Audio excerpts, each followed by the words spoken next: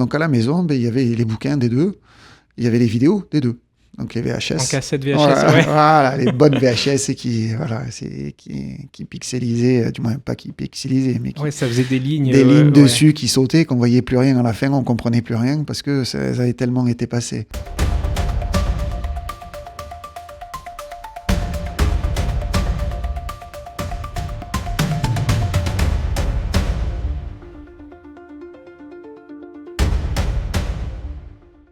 Bonjour à tous et bienvenue sur la chaîne de Budo Édition. Aujourd'hui, on se retrouve pour un nouvel épisode du Martial Azur Podcast et nous sommes en compagnie de Lionel Froidure. Bonjour Lionel. Bonjour. Alors Lionel, vous êtes expert, vous faites des stages partout en France et vous avez récemment obtenu d'ailleurs le grade de 7e Dan, si je ne dis pas de bêtises. Oui, c'est bien ça. Donc, toutes mes félicitations déjà. Merci. Pour commencer. Aujourd'hui, c'est un épisode un petit peu particulier puisque je ne suis pas le plus expérimenté en termes de vidéo, c'est vous. Donc, est-ce que vous pouvez déjà raconter un petit peu votre parcours pour vous présenter aux auditeurs qui vous découvrent peut-être ? Alors, je suis né, comme on dit, dans le monde du karaté parce que j'ai mes deux parents qui sont enseignants. Donc, je suis vraiment né sur un tatami, il m'a mené partout. Donc, comme d'habitude, on fait comme les parents. Et c'est vraiment à l'âge de 12 ans qu'à l'époque, il y avait les championnats kata pour les enfants, mais il n'y avait pas de combat. Ça n'existait pas, les championnats de combat pour les enfants à l'époque. Il fallait attendre d'être minime. Et les championnats de France commençaient qu'à partir de cadet. Donc, moi, j'ai découvert les combats en minime, et là, j'ai fait « Ah ouais, ça, c'est bien. Ça, c'est vraiment bien. » Et là, je me suis vraiment éclaté, et je suis vraiment rentré dans la pratique. Et puis, l'année d'après, j'ai fait « Bon, ok, maintenant, je veux rentrer en équipe de France, carrément. » Chose que j'ai faite après quand je suis rentré en cadet, que j'ai fait les championnats de France, j'ai été sélectionné, je suis resté en équipe de France de mes cadets et juniors. Ok. Et après j'ai arrêté, je suis parti à l'armée, chez les paras, j'ai continué, j'ai fait mon brevet d'état. Voilà, parce que j'avais vraiment envie de continuer de vivre des arts martiaux, même si mes parents me disaient « Mais t'es fou, tu vas jamais en vivre, c'est très compliqué. » Parce que tous les deux vivaient des arts martiaux, et donc ils savaient que c'était extrêmement compliqué d'être professionnel, en ayant même une très grande structure, etc., mais que c'était très, très compliqué de pouvoir en vivre correctement. Ouais, ils voyaient l'envers du décor, ils voyaient que c'était difficile aussi de faire tourner un dojo, de pouvoir en vivre dignement. Et depuis quelques années, en plus de cette activité de karatéka que vous avez ouvert une activité de vidéaste, et je crois que vous avez même fait ça avant même que YouTube soit monétisé, c'était les tout débuts de YouTube ? Alors oui, mais la première vidéo que j'ai mise, c'est en novembre 2006, si je me souviens bien. Oula, oui, c'est vraiment les... C'est vraiment au tout début de YouTube, ça venait juste être racheté, et pour moi, c'était un moyen de pouvoir mettre des vidéos en ligne. Parce qu'à l'époque, pour ceux qui connaissent pas, qui se rappellent pas, il y avait plusieurs façons de mettre des vidéos en ligne. Donc soit c'était du QuickTime, soit c'était du RAW, soit c'était du Flash. Ouais. Et donc, on devait proposer sur un site internet les trois, parce que les gens n'avaient pas forcément le bon plugin. Ouais. Et c'était une catastrophe. Donc, ça ravive des souvenirs. Voilà. Ouais. Et pour ceux qui étaient de l'époque, il fallait charger pendant longtemps pour commencer à voir la vidéo. Donc, il fallait charger toute la vidéo qui était en résolution d'un timbre postal pour arriver vraiment à une vidéo, quoi. Quand YouTube est arrivé, que j'ai découvert ça, j'ai fait « Ah, mais c'est génial, ça va m'enlever une telle épine du pied que ça y est, j'ai mis mes vidéos sur la plateforme. » Et pourquoi avoir choisi de faire des vidéos autour des arts martiaux, du karaté, simplement par passion, pour partager la passion ? Alors, au début, pas du tout. Quand j'ai lancé ma société, c'était juste parce que j'ai toujours fait de la vidéo, du moins, pas la vidéo, de la photo, de la peinture, du dessin. Et quand je suis parti en Chine en 99, j'ai pris une caméra et je suis parti là-bas et je ne savais pas filmer. Et donc, je suis rentré avec beaucoup d'images. Il a fallu que je les remonte. Je ne savais pas faire, donc j'ai appris. J'ai beaucoup apprécié. Donc, c'était mon côté photographe qui est ressorti, et je me suis dit, ah ouais, non, mais ça, c'est vraiment génial, quoi, parce que j'adorais le cinéma. Et j'ai commencé à faire ça, et mon père, il a vu mon premier truc, et il m'a dit, ah, mais Lionel, pourquoi tu me fais pas un truc pour le club ? Je dis, ah bah oui, c'est bien, donc je vais faire quelques images, et qu'on passe sur la télé à l'entrée du club, donc multidiscipline. Moi, j'étais content, je le faisais... Et puis, il y a un de ses élèves qui avait une entreprise qui est venu me voir et me fait « Ah, mais Lionel, c'est toi qui as fait ça ?» Je dis « Ouais. » Il me dit « Tu veux pas me faire pour mon entreprise parce que j'ai besoin pour un truc de démo, mais je te paye, je te donne un petit billet. » Et je fais « Bah ouais, de toute façon, j'avais pas beaucoup d'argent. En plus d'être prof, où je gagnais absolument rien. J'étais garçon de café, je travaillais dans les discothèques en tant que serveur ou alors barman, puis après, bouncer, donc à la porte. Donc voilà, il fallait trouver en fait des jobs qui étaient compatibles avec mon entraînement. C'était pas l'inverse. Moi, je trouvais toujours les jobs qui me permettaient de toujours continuer à m'entraîner. Et donc, j'ai continué à faire ça.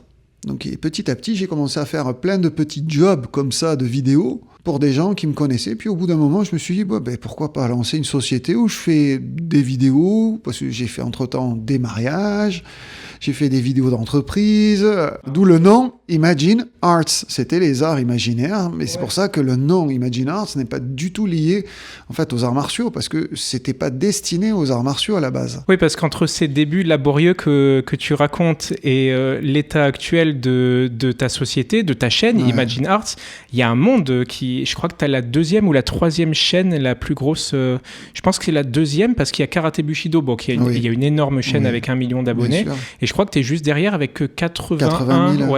C'est monstrueux. 000. Donc ça a pris quand même, c'est bien. Ouais, ça a pris, mais ça a mis, ça a mis du temps. Ça a mis du temps. Mais c'est... Au début, je m'en suis servi vraiment pour mettre des trailers, donc les bandes annonces, etc. Et il m'a fallu longtemps, en fait, pour changer on va dire, de mindset, de me dire, OK, il faut que je m'en serve comme un outil de marketing.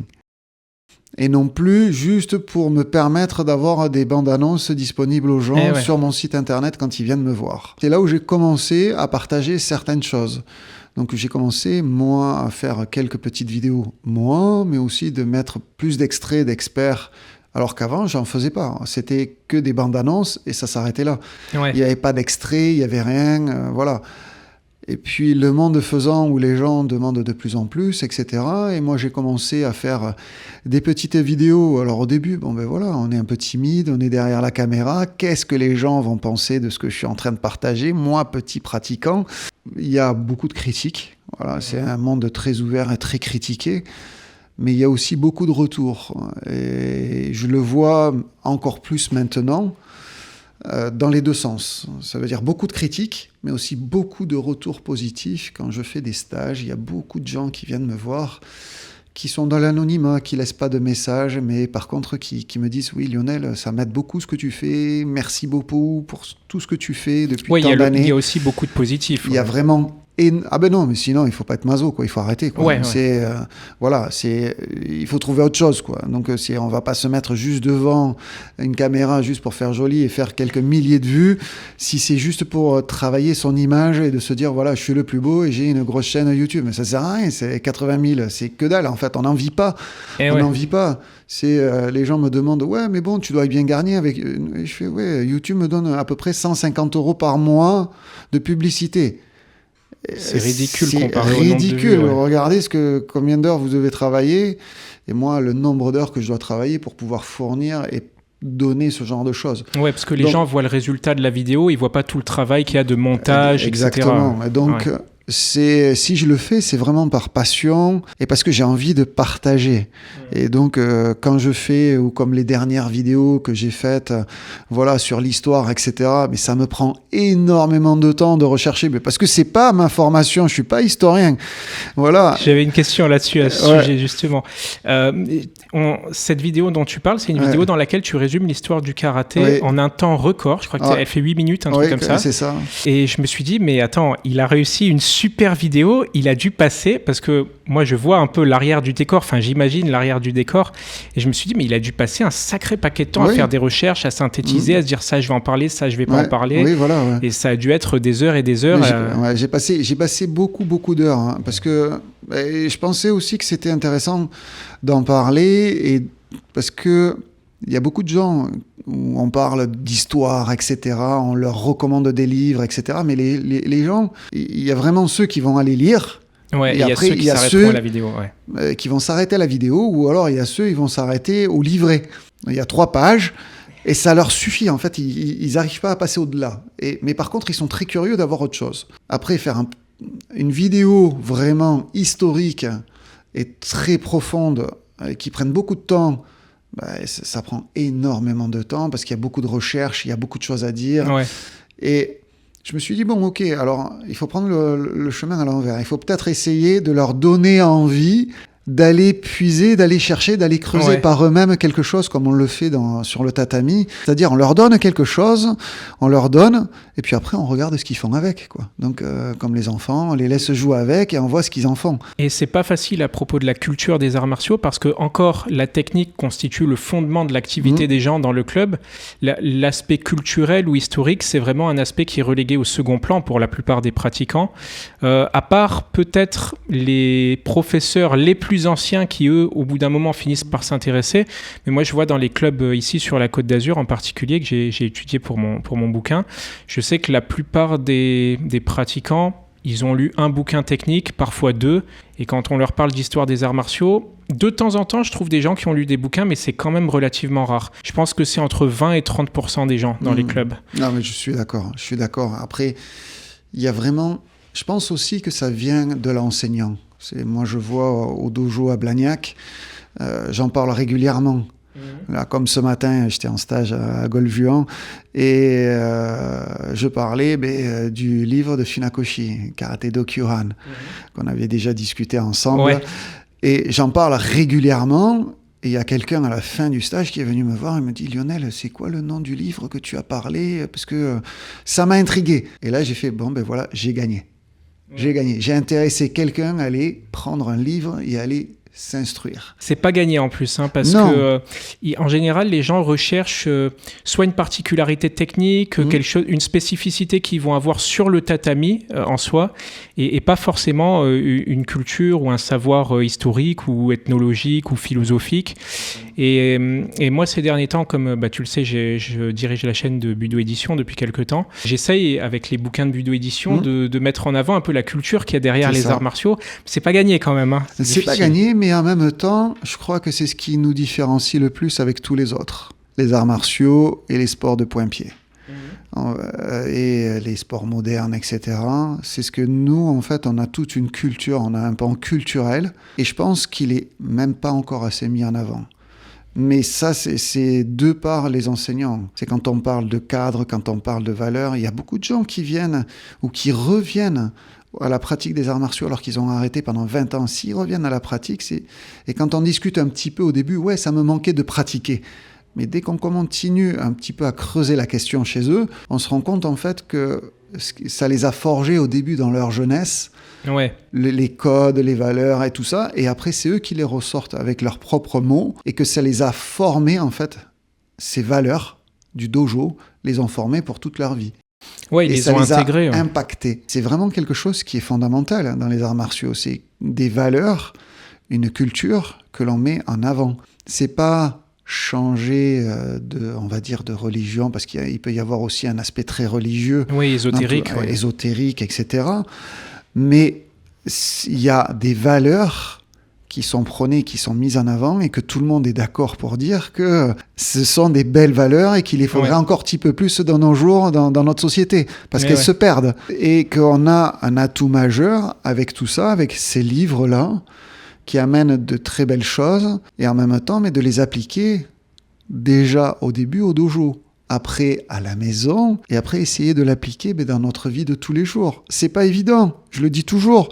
C'est juste laisser les mots écrits derrière dans le dojo, c'est bien, mais essayer de vivre à travers ça. Essayer de se dire, voilà, je vais être honnête avec tous les gens et de leur dire vraiment ce que je pense.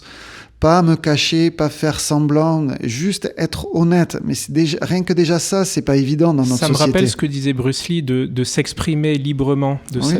Il appelait ça expressing the human body.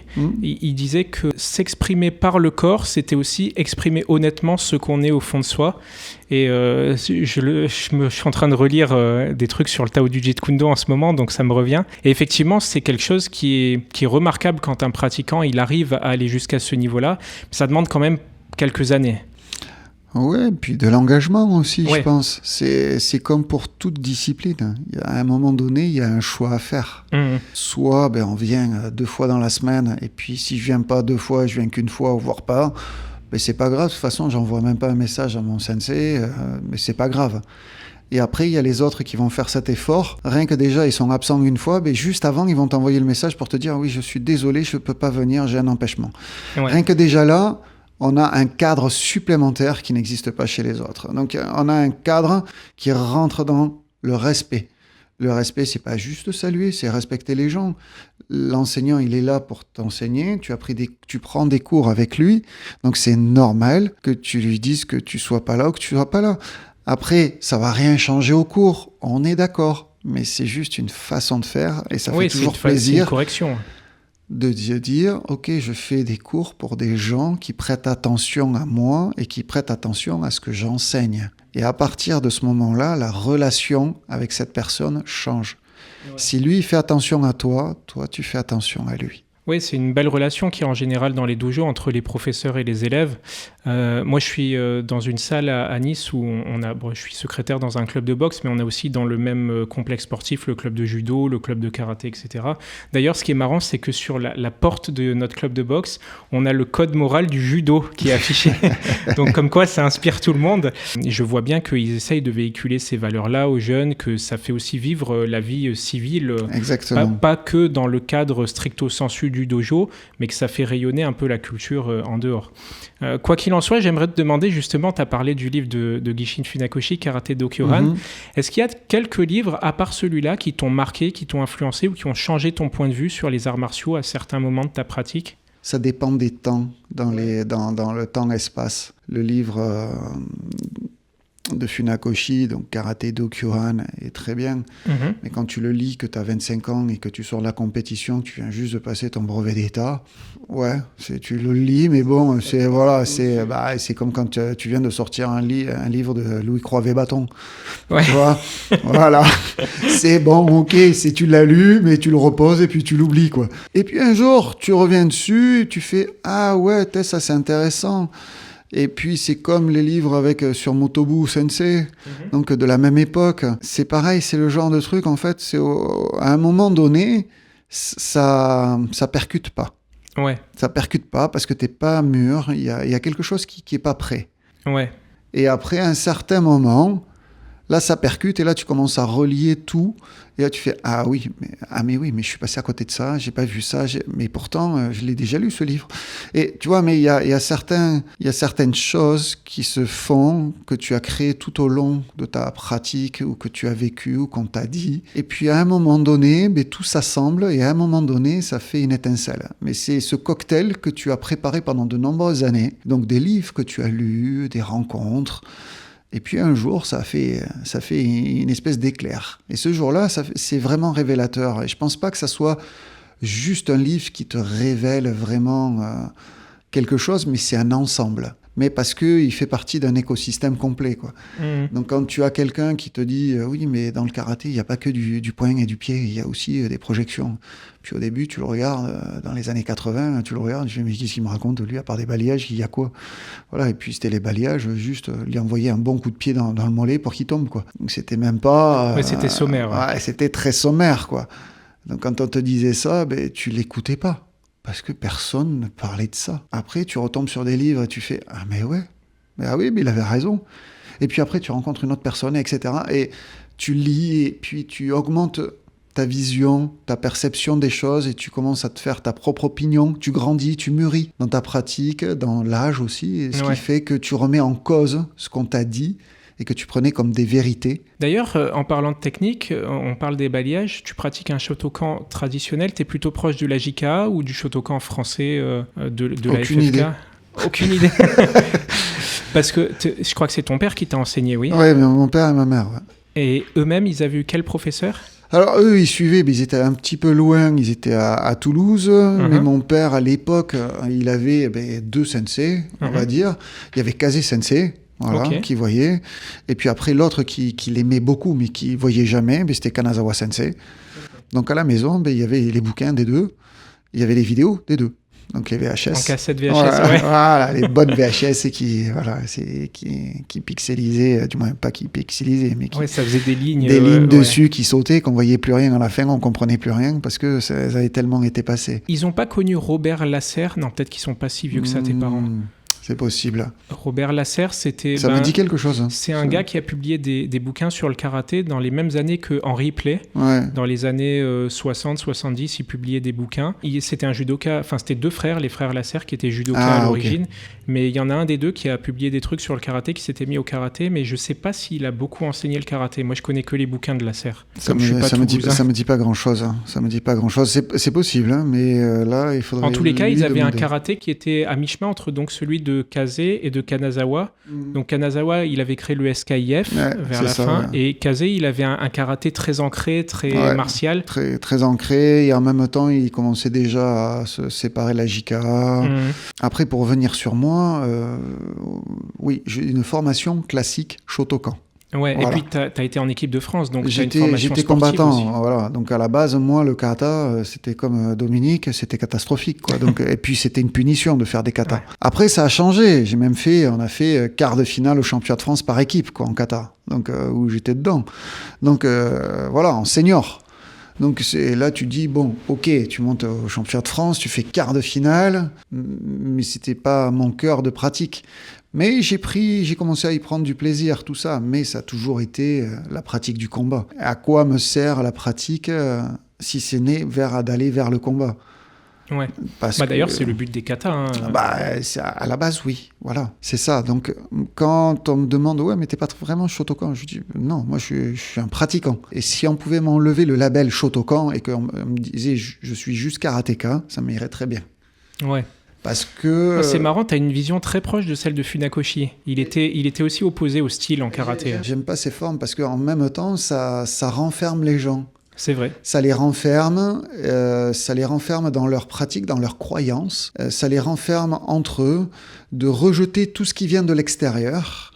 Et je trouve que c'est pas bon. Donc, que ce soit Funakoshi, même après, il y avait Bruce Lee qui le disait. Voilà, les styles, c'est quelque chose qui n'est pas vraiment bon en fait. Il y a des systèmes de travail qui sont différents. Il y a des concepts d'école, il y a des stratégies qui sont liées aux écoles. Voilà, quand on regarde du Uichiryu, du Goju-Ryu, du Shotokan et du Wado-Ryu, ils n'ont pas la même stratégie de combat, du tout. C'est le moins qu'on puisse dire. Voilà, mais donc leur approche est différente. Et c'est ça qui est intéressant. Et pas de se dire, ah ben non, lui il est que ça. Non, on fait un petit peu de tout le monde, mais il y en a qui sont ultra spécialisés dans une façon de faire. Oui, c'est vrai. Et moi, c'est ce côté-là qui m'intéresse vraiment.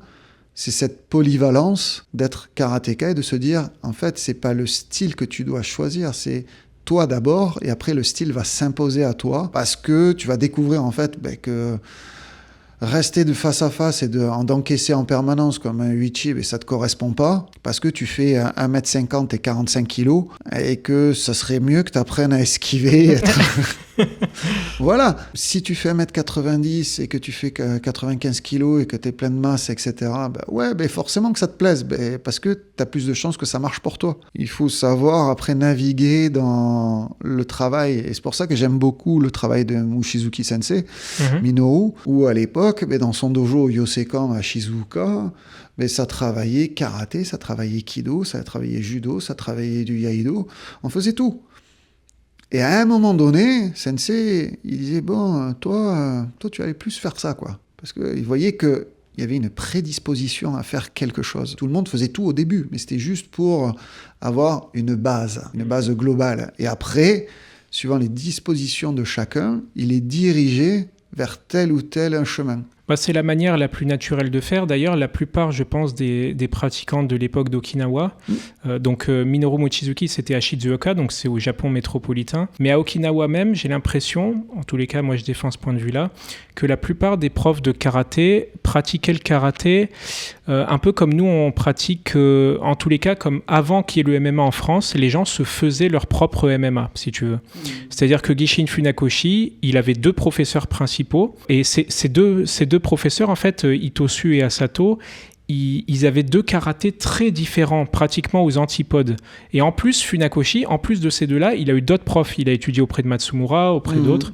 Donc en fait, comme il était sur une petite île, il n'avait pas beaucoup de choix, mais il a quand même appris pratiquement tout ce qu'il pouvait apprendre, sans parler des armes, il savait manier le bâton, etc. Donc je pense que la plupart de ces profs d'Okinawa, on a parlé de Motobu, c'était pareil, il a voulu apprendre les katas auprès de tout le monde l'a rejeté, parce qu'il était un peu trop bagarreur, à ce qui paraît. Donc je pense que tous faisaient une sorte de MMA, en fait, et que tous les styles de karaté traditionnels, en fait, c'est comme du karaté mixte, quoi. Ils se sont fait leur mixte. Mais parce qu'ils étaient orientés vers le combat. Et orientés vers le combat, c'était savoir ce que fait l'autre. Si tu fais la guerre, tu vas pas juste faire la guerre et aller à la guerre sans savoir ce que fait ton ennemi, quoi. Tu vas au moins faire un peu d'espionnage. Mais aujourd'hui, c'est facile de faire l'espionnage. T'as YouTube. Ouais, c'est vrai. Voilà, et donc en fait c'est ouvert, tu as envie d'aller découvrir ce que font les autres, en fait tu peux y aller. Et c'est facile, mais à l'époque, c'était pas facile en fait. C'était pas du tout facile. Et donc les gens, ils regardaient, ils cachaient. C'est pour ça qu'on retrouve de vieilles vidéos en noir et blanc de certains sensei comme Nakayama, etc., qui font des trucs et tu regardes et tu dis non mais c'est une blague ou quoi ce qu'il est en train de montrer. Bah ouais, mais parce qu'il voulait pas montrer ce qu'il faisait vraiment. Parce que les autres aussi récupéraient les informations. Il y a ce côté de mystification, il y a ce côté où aussi, ils croyaient un petit peu ce qu'ils faisaient. Mais moi, je pense que c'est surtout, ils foutaient notre tête aussi. Parce que quand on raconte Kinjo Takashi Sensei qui me racontait en Uichi, à côté de la base militaire à Okinawa, et qui me racontait, on venait de prendre la bombe sur les gueules, voilà. Et là, il y avait les Américains qui venaient dans notre dojo pour qu'on leur apprenne notre art martial. Il m'a dit, on n'était pas très contents, quoi. Donc quand on pouvait vraiment les frapper, qu'on avait le droit de les frapper, que c'était comité, on y allait de plein cœur. Puis au début, le sensei, il lui racontait que des bêtises, quoi. Il leur enseignait que des bêtises. Mais après, ils ont vu que les gens, ils étaient vraiment honnêtes et qu'ils revenaient et qu'ils partaient, ils partaient aux États-Unis. Après, ils revenaient et puis ils repratiquaient. Et là, ils se sont rendus compte que c'était pas ceux qui avaient lâché la bombe, mais donc c'était des gens qui avaient envie de pratiquer. Ouais, la plupart, c'était des simples soldats ou des petits capitaines, caporales, etc. Et puis en plus de ça, on était dans une situation à ce moment-là où les gens, surtout à Okinawa, au Japon c'était déjà vrai, mais surtout à Okinawa, ils étaient dans une situation de précarité terrible. Donc ils auraient été prêts à vendre n'importe quoi pour avoir un moyen de subvenir. Et effectivement, le fait d'avoir vendu le karaté, ça leur a permis aussi de survivre à l'après-guerre. C'est ça. La situation était vraiment catastrophique. Mais je pense que pour la plupart de ces maîtres-là, le fait d'avoir enseigné différemment aux Américains, aux Européens, par rapport à des Japonais, ça vient aussi du fait qu'ils ont dû s'adapter un peu à la mentalité des Occidentaux. Moi, là, en ce moment, je suis dans le judo pour ma thèse sur le judo. Et je vois bien que les façons d'enseigner le judo, elles ont beaucoup évolué quand le judo s'est exporté vers l'Occident. Et tu connais très bien, je pense, le parcours de maître Kawaishi qui a importé le judo en France. Ouais. Bon, lui, il avait créé un système avec toute une terminologie pour enseigner le judo. Et c'est très différent du judo tel qu'il était pratiqué, enseigné au Japon. Ouais, c'est ça. Et en fait, je pense qu'ils ont vraiment dû s'adapter aussi à la façon de faire des Européens, parce que nous, on a envie quand même de comprendre un peu ce qu'on fait. Alors qu'au Japon, tu as plutôt tendance à faire confiance à ton prof. Il te dit de faire comme ça, tu fais comme ça, puis c'est tout, quoi. Oui, mais il y a ces deux mentalités. Mais je pense que c'est vraiment beaucoup plus récent. C'est parce que les anciens, vraiment, ils n'étaient pas aussi... voilà, c'était à toi de t'adapter. C'était à eux de prouver qu'il fallait qu'ils puissent rester, qu'ils étaient capables de pouvoir récupérer. Mais maintenant, c'est vrai que ça change beaucoup. Et même à Okinawa, parce qu'ils se rendent compte qu'il y a de moins en moins de gens qui pratiquent. Ouais. Sur place, à Okinawa, je parle bien, qu'ils ont toujours beaucoup d'étrangers qui viennent à Okinawa parce que c'est le berceau, qu'il y a toujours ces grands sensei encore qui sont pour l'instant encore certains encore présents, mais ils sont en train de partir et ils se rendent compte en fait que sur place il y a plus grand monde, quoi. Et donc ils sont obligés en fait d'adapter leur discours pour pouvoir vraiment avoir un lien de transmission, parce que sinon il y a beaucoup de choses qui vont se perdre parce qu'il manque des gens, manque beaucoup de gens. C'est vrai que je ne connais pas très bien la situation à Okinawa. Toi, tu y es allé plusieurs fois. J'ai ouï dire par Jean-Charles Juster qu'il y avait eu une inflation du nombre de dixièmes dan, donc des gens très gradés. Oui. Mais j'ai l'impression, effectivement, et c'est ce que tu sembles confirmer, que chez les jeunes, il y a une perte d'intérêt pour le karaté. Mais complet, oui. Et en discutant avec des parents, etc., ils amènent leurs enfants à la pratique du karaté, comme nous autres en France, on les amènerait pour apprendre l'occitan, le breton ou le basque. Oui, ça parce fait qu'il y a partie vraiment de la culture. Un intérêt culturel à leur île. Donc ils les mettent au karaté parce que c'est culturel. Et c'est marrant que les instances à Okinawa n'aient pas profité de ça justement pour permettre une exportation plus massive du karaté, en faire un business un peu plus...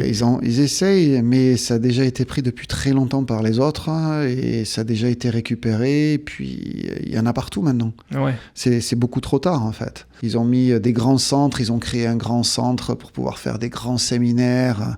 Le karaté Keikan, c'est extraordinaire, c'est un superbe dojo, c'est magnifique.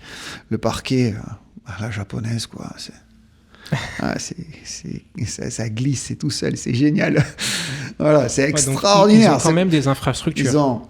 Ils ont créé une infrastructure avec un petit musée à l'intérieur. Voilà, c'est vraiment pour que les étrangers puissent venir et faire des gros stages là, parce que sinon, la dernière fois, quand j'y suis allé, il y a eu un typhon. J'ai été bloqué, moi, aux Philippines, parce que j'étais avec la famille de ma femme. Et donc, j'ai pas pu aller à Okinawa. Donc, j'étais bloqué aux Philippines. Donc, j'ai eu une semaine de décalage. Donc, je suis arrivé là-bas. Et en discutant là-bas, il me dit, ouais, non, mais il y avait Maître Igaona Sensei, qui est connu mondialement. Et il avait un stage avec 800 personnes. 800 étrangers qui étaient venus. Ça faisait une semaine qu'ils étaient dans l'hôtel et qu'ils pouvaient pas sortir. C'est pour ce genre de stage qu'ils ont créé, en fait, le karaté Keikan, pour pouvoir faire des stages énorme, parce qu'il y a beaucoup de gens en fait qui veulent venir. C'est beaucoup plus facile qu'avant de partir au Japon maintenant, avec les applications pour pouvoir discuter, même pour pouvoir se déplacer, c'est beaucoup plus facile. Moi, je me rappelle les premières fois où j'y suis allé, c'était compliqué, quoi. C'était vraiment compliqué. T'avais pas le traducteur automatique sur le téléphone. Zéro. Bah non, déjà le téléphone, voilà. Il y avait même pas le téléphone. Quoique t'avais le téléphone à clapper. Peut-être t'es allé quelle année, la première année ? La première année, moi j'ai débarqué en Chine, c'était en 99. Et après le Japon, c'était 2006-2007. 2007, je crois que t'avais le premier iPhone qui sortait vers là, un truc comme ça. Tu vois, mais c'est donc les applications, il y avait rien, quoi. Donc. Mais je pense que au niveau économique, effectivement, leur objectif, c'est d'attirer des étrangers pour faire vivre la vie économique de l'île. Parce qu'un étranger qui vient 2 semaines, il va payer l'hôtel, il va payer l'avion, il va dépenser de l'argent, etc. Et ça va faire rentrer de l'argent dans l'économie de l'île. Et puis ça permet au petit dojo même, parce que c'était le bureau de liaison du karaté et qui permettait de mettre en liaison les sensei et les étrangers. Ah, pour dispatcher... Pour les dispatcher, en fait, parce qu'il y en avait qui n'avaient pas de lettre d'introduction. Parce qu'à Okinawa, c'est comme ça. Ça marche encore comme ça ? Mais bien sûr. Bien sûr. Il y a certains sensei, si tu n'as pas de lettre, tu ne rentres pas, quoi. Ils te prennent pas. Alors, ils te mettent dans un coin et ils s'occupent de toi. Parce qu'ils sont encore à l'ancienne. Ils sont très claniques. Mais c'est très bien, parce qu'ils préservent, en fait, quelque chose. Et tu ne rentres pas chez les gens n'importe comment. Ou comme à Shizuoka encore, à l'ancien Yosekan, c'est toujours pareil, quoi. S'ils savent pas qui tu es, ils vont pas s'occuper de toi. Il y a plein d'endroits en fait qui sont encore comme ça, mais il y a plein de gens qui veulent quand même partir. Et il y a d'autres sensei qui disent ouais non mais bon moi je sais pas qui c'est, mais s'il a juste envie, ben moi je l'accueille. Puis en général, ce sont quand même des gens qui sont gradés et qui officiellement font partie d'une lignée.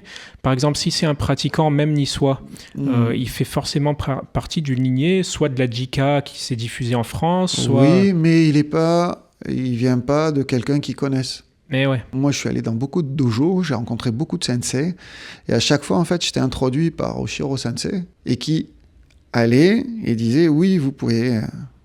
le prendre, le mettre dans votre cours, il n'y a pas de problème, je me porte garant. Voilà.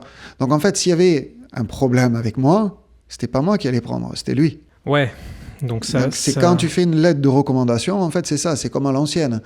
C'est pas, ouais, je te recommande, c'est d'aller voir ce carrossier là, non, c'est plus, va voir mon ami, tu as une vraie liaison. Et c'est différent au Japon métropolitain ? Un petit peu.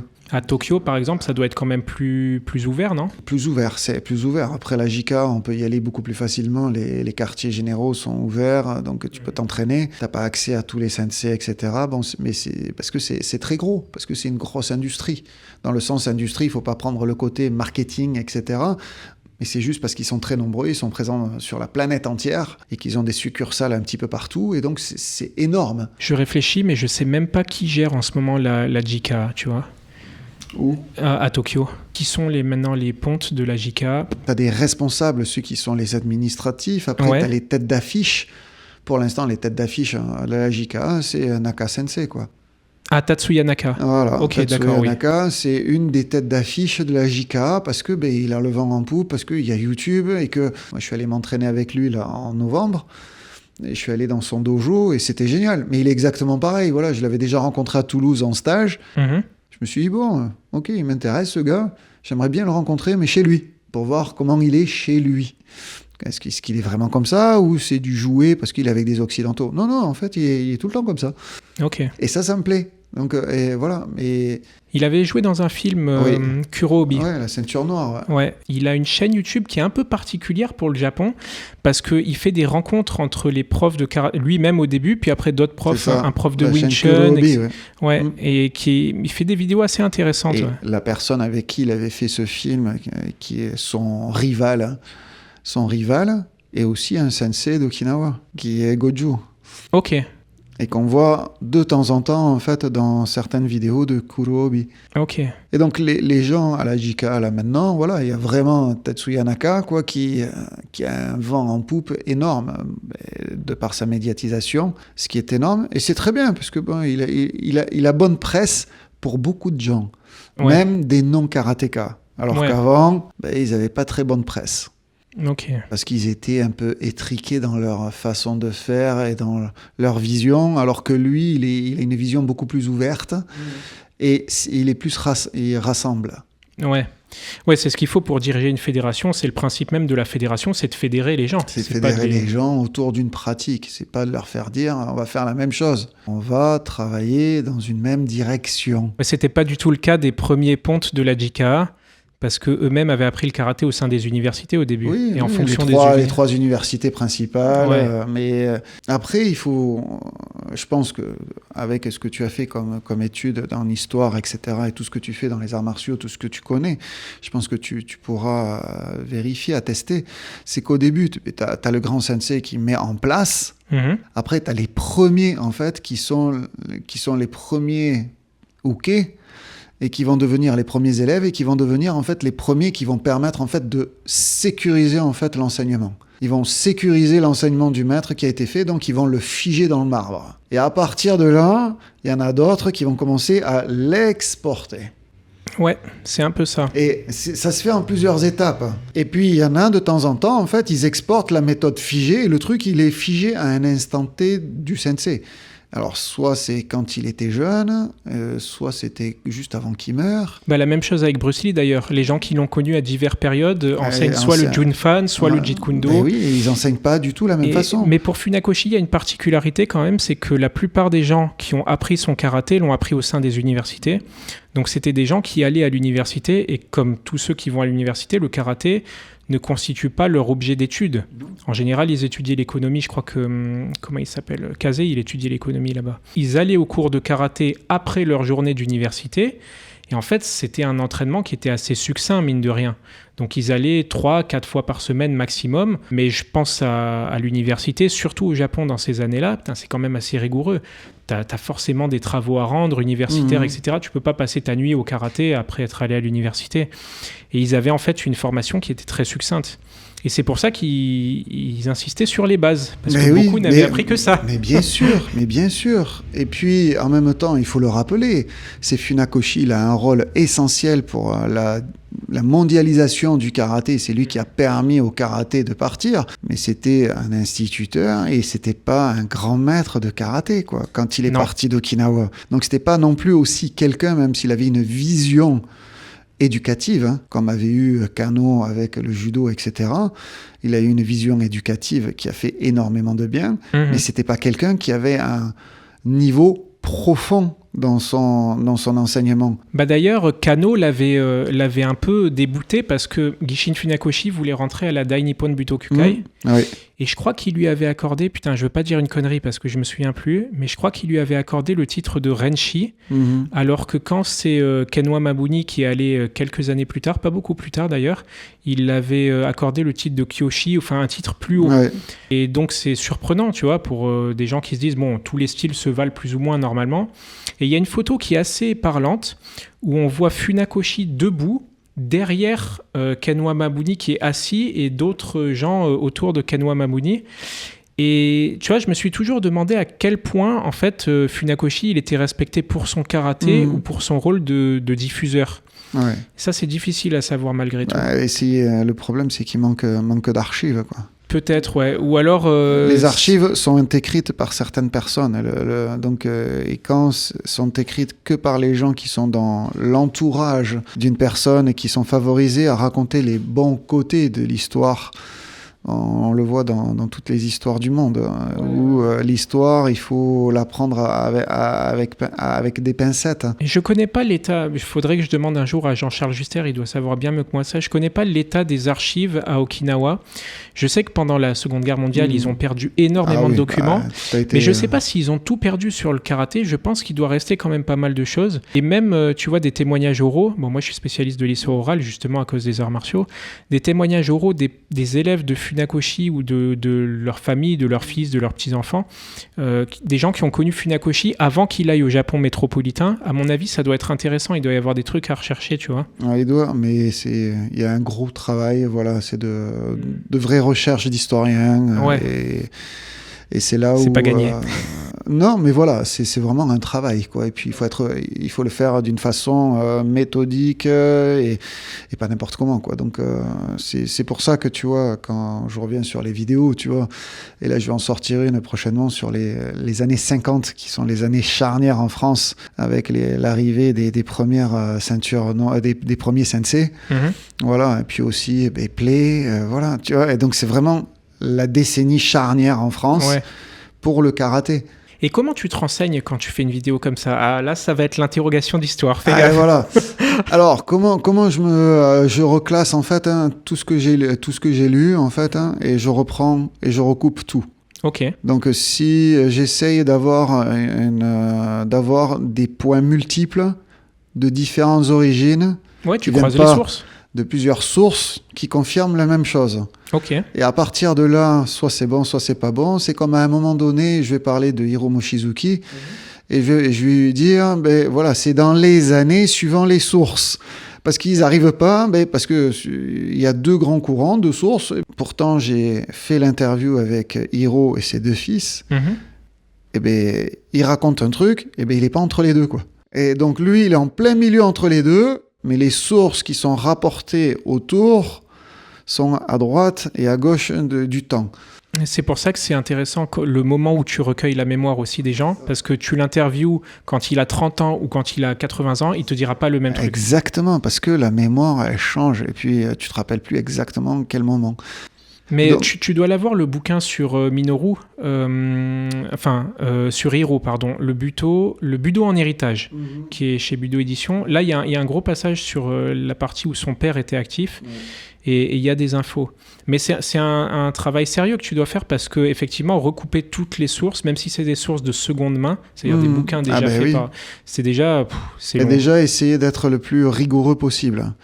Et quand je sais pas, je regarde si c'est vraiment important au départ, de voir est-ce que j'ai besoin d'en parler ou alors est-ce que j'ai juste besoin de le survoler, d'en parler, mais pas de dire les dates. Parce que ça m'amène à quelque chose. Voilà, j'essaye d'avoir quelque chose d'assez synthétisé pour que ça soit digérable pour les gens qui ont horreur des dates.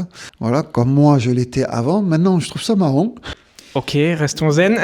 Oui, mais voilà, c'est mon fils, il me dit, mais pourquoi, ça sert à quoi d'apprendre des dates, quoi. Ah ouais, voilà. Alors, non, mais voilà, mais moi j'étais pareil quand j'étais petit, mais maintenant, je trouve ça intéressant parce que je prends de l'âge. Bon, je dois reconnaître qu'il y a une époque quand j'étais vraiment jeune où effectivement, moi aussi, ça me gonflait. Voilà, et tu vois, et donc il y a beaucoup de gens, les dates, au bout d'un moment, si t'en donnes trop, en fait, tu te perds. Ouais, parce que perdre le public. Tu vas perdre ton public, et le but, c'est pas de perdre le public, mais c'est de donner, pour moi, dans mes vidéos, c'est de donner une forme de chronologie qui respecte les vrais événements. Ouais. C'est pas d'être fidèle à 100% dans le sens où, historiquement parlant, mais de rester fidèle sur la chronologie. Ouais, après, pour pas perdre les gens, tu as des petits moyens, mais c'est vrai que c'est difficile. Tu peux animer une frise ou faire défiler des trucs, mais à la vidéo, c'est toujours plus compliqué. Mais le fait de recouper les sources, effectivement, c'est la première méthode. Si après, tu prends qu'un seul livre... Après, tu as un problème. Par exemple, tu as un problème que tu trouves en Kyokushinkai. En Kyokushinkai, disons que c'est un truc que je raconte souvent parce que c'est un bon exemple. Disons que tu veuilles dire si Matsumatsu Oyama a vraiment buté des taureaux à main nue ou non. Oui. Bon, maintenant, tout le monde sait que non, j'espère. Tu vas avoir de multiples sources diverses qui vont te dire que oui, il a bien buté. Mais en fait, quand tu recoupes la source de ces sources, tu vas te rendre compte que petit à petit, tout remonte à Oyama lui-même. Donc là, c'est difficile. Et pour le karaté des années 50 en France, à part Play et justement Lasser et 2-3 autres, il n'y en a pas des masses. Donc, tu les as, les bulletins de la FFBLK? J'en ai eu un. Ouais. T'en as un? Ouais. J'en ai un, mais je ne les ai pas tous, moi aussi. J'en ai un ou deux, là. Ouais, mais c'est compliqué de trouver ce genre de... De trouver les archives, de trouver ce genre de petits trucs, quoi. Voilà. Mais ils étaient détachables dans les butopress et ils sont partis en miettes, j'ai l'impression. J'en retrouve pas beaucoup, moi. Et tu comptes faire des vidéos sur chaque période? Alors, je sais pas encore. Tu vois, je m'étais dit déjà, le début, en fait, de partir d'Okinawa, de dire, bon, ben voilà comment ça s'est un peu passé, rapidement. Ouais. De dire, voilà, comment ça s'est passé. Et puis, la vidéo a eu un bon retour. Donc, je me suis dit, bon, ok, ben on va continuer. J'ai trouvé que ta vidéo était excellente. Voilà, et après, merci beaucoup. Et je me suis dit, bon, ok, ben on va continuer. Je vais essayer de faire en France maintenant. Donc, voir comment c'est arrivé en France, etc. Et après, est-ce que c'est toutes les décennies? Je ne sais pas, parce qu'il y a des décennies qui sont plus clés, etc. Ou des portraits de sensei. Après, au-delà des années de 70, ça devient difficile de faire un truc global. Tu peux peut-être focus sur certains trucs. C'est certain. Sur la mode des stages ou sur ces trucs-là. Voilà, c'est sur certaines personnes, parce qu'après, il y a tellement de... Sur Nambu. Tellement de choses, etc. Voilà, que ça en devient très, très compliqué. Ouais. Parce que ça prolifère à vitesse grand V. Après, quand ça devient trop important, c'est dur de faire un truc synthétique. Ah ouais, tu oublies des gens, déjà que même là, t'es presque obligé, quoi. À un moment donné, il y a des gens qui sont passés à la trappe, mais t'es obligé, en fait, parce que tu peux pas parler de tout le monde en même temps en te disant, moi, je veux faire une vidéo de 7-8 minutes, quoi. Je veux pas faire un truc de 2 heures. Si on a 2 heures pour en parler, en discuter, etc. Et puis ça a plus d'intérêt, parce qu'à ce moment-là, le mec, il achète un livre et puis c'est réglé, quoi. Voilà.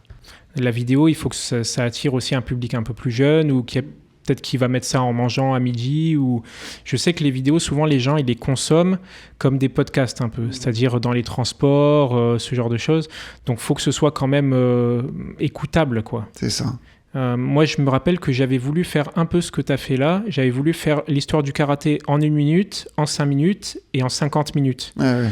Et j'ai même jamais commencé le montage parce que je me suis dit, ça va être un bordel, ça va être l'enfer, quoi. Et surtout, après, je me suis dit, en 50 minutes, ça n'a pas d'intérêt parce que je vais tirer trop d'informations de la grande histoire du karaté Shotokan ou d'autres bouquins, tu vois, et je vais devoir trop charcuter les sources. En 5 minutes, ça, tu vois, un peu ce que tu as fait toi, là, c'est vraiment intéressant. Et en 1 minute, je suis trop historien, tu vois, je me suis dit, non, je vais éliminer trop de trucs, c'est pas possible. C'est trop synthétisé, quoi. C'est beaucoup.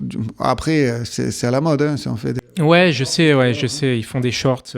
Mais après, ça peut être vraiment sur un micro-temps et de dire, bon, ben voilà, qu'est-ce que lui, il a fait sur ça. Voilà. Et ça peut être intéressant, tu vois, sur 1 minute, de parler d'une action qu'une personne a faite à un moment donné, tu vois. Ça, c'est intéressant parce que ça, tu fais un zoom à un moment précis du temps. Est-ce que tu as des conseils ou des choses que tu voudrais transmettre? On arrive bientôt à 1 heure de vidéo. Est-ce qu'il y a un conseil que tu aimes transmettre? Par exemple, là, tu as donné un stage à Golf Jean. Est-ce que tu donnes régulièrement un conseil à la fin du stage sur quelque chose à pratiquer, une lecture ou quelque chose? Ouais, toujours. Je finis toujours mes stages en leur demandant avec quoi ils repartent. Avec un mot, une phrase, une image. Et puis au début, il n'y a jamais personne qui parle. Et je leur dis, non, mais c'est chacun, vous avez le droit de parler. C'est qu'est-ce que vous, chacun de vous, repartez avec quoi? Et ce que j'essaie, en fait, c'est qu'ils repartent surtout avec des images. C'est d'être fluide. C'est de ne pas se casser. C'est de contourner, de se placer. C'est des images. Je ne veux pas qu'ils repartent juste avec des techniques, parce que sinon, les techniques, elles vont s'évaporer, mais plus des images qui vont pouvoir après se dire, ah oui, ben, en fait, je me suis rendu compte que j'étais pas fluide du tout, que j'étais saccadé, on dirait Robocop maintenant, et s'en rendre compte, et de se dire, waouh, ok, bon, ben maintenant, il faut que je sois fluide. Et donc, fluide, il faut plus que je m'arrête, donc plus que je m'arrête, mais que j'aille le temps, il faut que j'aille moins vite. Donc, il y a une prise de conscience de par l'image qui va les amener à avoir un acte différent après dans la pratique. Et ça, pour moi, c'est vraiment important, que le stage amène quelque chose pour plus tard. Un principe de travail, une vision, ou comme ce matin sur une forme de travail, d'ouverture, de lecture, etc. Mais si ils vont faire l'effort, je leur donne l'idée, je leur montre comment ça marche, comment ça se travaille, etc. Je les mets en application, ça plaît. Maintenant, pour que ça devienne une habitude, il y a un travail à faire. Ouais. Donc, il faut que ça vienne d'eux. Ils le savent. Maintenant, ben, c'est à eux de faire l'effort. Et c'est cet effort-là qui va faire grandir. Mais il faut prendre les choses à bras-le-corps. On ne peut pas juste donner une révélation et qui va tout changer. Tu pourras leur dire, hein, mais ouais, sur le moment, ça va faire des grosses étincelles. Ils vont faire « Waouh, génial !» Mais si après ça, tu fais rien, il n'y a rien qui se passe. Oui, il faut qu'ils ancrent le truc après, petit à petit. Le changement passe par l'action. Je comprends qu'il manque quelque chose, mais si je ne passe pas à l'action et que je ne fais pas quelque chose par rapport à ça, le changement, il n'arrivera jamais. Ok, bon, on arrive à 1 heure de podcast. Alors d'abord, je voudrais te remercier de nous avoir accordé du temps. Je rappelle aux auditeurs d'ailleurs de la chaîne que tu as donc ta propre chaîne YouTube. Ben ouais, mais je publie plus dessus. Mais t'en as 2, mais c'est vrai qu'il faut préciser. Donc tu en avais une sur laquelle tu courais 2 lièvres en fait, et voilà, et t'as décidé de tout mettre sur Imagine Arts. C'est ça. Ouais. Donc de toute façon, je mettrai les liens dans la barre de description de la vidéo. Si jamais les gens veulent te retrouver en stage ou même te commander un stage, où est-ce qu'ils peuvent te contacter ? Sur mon site directement, lionelfroidure.com, et il y a stage. Donc là, il y a toute la liste des stages que je fais au fur et à mesure. Et puis, s'ils veulent me contacter pour me faire venir ou en discuter, il y a un bouton aussi, tout simple. Voilà, bien. C'est vraiment super simple. Sinon, il y a les réseaux sociaux, mais c'est quand même plus simple et plus pratique par mon site, surtout que les réseaux sociaux, c'est un peu saturé. Ok, donc je mettrai pour les auditeurs tous les liens vers tes réseaux sociaux dans la barre de description. Merci beaucoup. Merci beaucoup Lionel de nous avoir accordé du temps et à bientôt donc sur Imagine Arts. Merci Lionel. Merci beaucoup. Merci aux auditeurs de Budo Édition. N'hésitez pas à vous abonner à la chaîne si ce n'est pas déjà fait. Et retrouvez-nous bientôt pour un nouvel épisode du Martial Azur podcast. À bientôt.